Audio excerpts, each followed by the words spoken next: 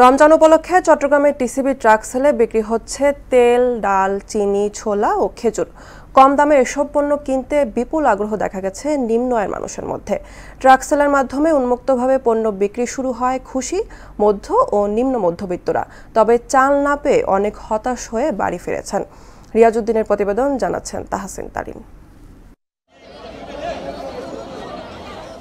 রমজান সামনে রেখে 10ই ফেব্রুয়ারি থেকে চট্টগ্রামের টিসিবি ট্রাকের মাধ্যমে পণ্য বিক্রি কার্যক্রম শুরু করে। প্রতিদিন নগরীর 20টি পয়েন্টে এই কার্যক্রম চলছে। তবে ট্রাক সেলে চাল না পেয়ে অনেকেই হতাশ হয়ে ফিরছেন। একাধিকবার লাইনে দাঁড়িয়ে পণ্য নেয়ার অভিযোগও আছে।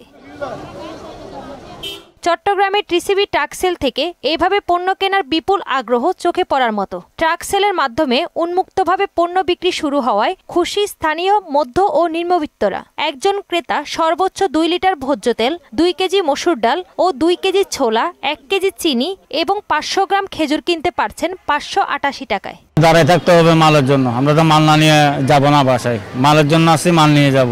লাইনে মানুষ বেশি ঝামেলা করে, কারণ সিরিয়াল দিলে তো পাই না। টিসিবির মাল দিব তো এর জন্য মানে প্রোডাক্টটা। টিসিবির জন্য আগে যেসব চাল সংগ্রহে ছিল সেগুলো বিতরণ হয়ে গেছে। অনুমোদন না পাওয়ায় খাদ্য নিয়ন্ত্রকের কাছ থেকে চাল সংগ্রহ করা যায়নি, তাই ট্রাক সেলে চাল নেই। চাল আমরা দিচ্ছি, চাল হলো আমাদের স্মার্ট কার্ডের মাধ্যমে, কিন্তু ট্রাকে যে পণ্যটা দিচ্ছে এখানে কোনো চাল থাকবে না। এটা আগে থেকেই থাকতো না। আমাদের চাল হলো 1 কোটি পরিবারের জন্য, চাল ট্রাক সেলের জন্য না। ওটা ট্রাক সেলটা হলো 1 কোটি পরিবারের বাইরে। জেলা প্রতিটি পয়েন্টে 400 জন করে প্রতিদিন 8000 গ্রাহক পণ্য কিনতে পারছেন। তাহসিন তারিন, মোহনা সংবাদ।